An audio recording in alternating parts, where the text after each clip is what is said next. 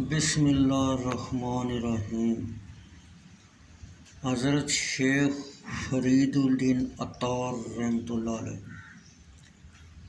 ولایت کا منصب ریاضت کی مسند اور عبادت کا اعلیٰ مقام صرف اسی کو ملتا ہے جس کو خدا کی رضا اور خوشنودی حاصل ہوتی ہے۔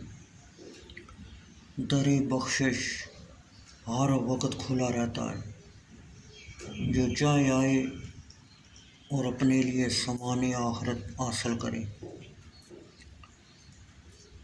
انکسار اور عاجزی انسان کو اوج کمال تک اور تکبر و سرکشی دوزخ کی تہہ میں دھکیل دیتی ہے۔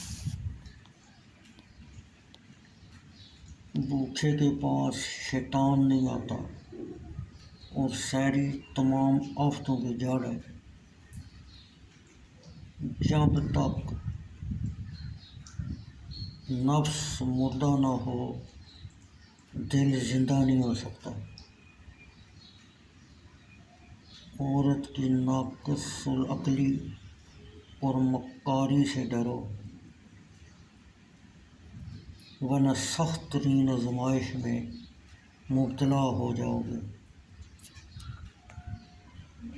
تصوف سیکھنے سکھانے سے نہیں بلکہ انعام ربانی سے حاصل ہوتا ہے۔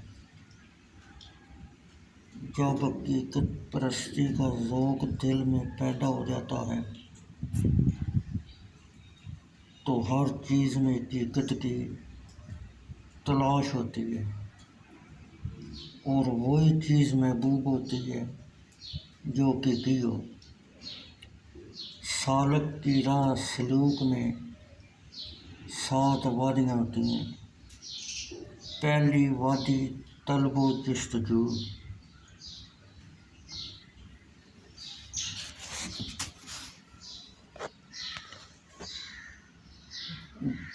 دوسری منزل عشق ہے، تیسری منزل معرفت، چوتھی استغنا، پانچویں سلوک کی 5ویں وادی توحید کی وادی ہے۔ نمبر 6 بے خودی اور اپنی ہستی سے بیگانگی۔ نمبر 7 مقام فنا، یہاں آ کر سالک کی جسمانی خواہش، تکبر و غرور اور خود پرستی سب ختم ہو جاتا ہے اور وہ اپنے آپ کو کھو کر عالم وحدت کا حصہ بن جاتا ہے اور اس فنا سے اس کو بقا حاصل ہوتی ہے۔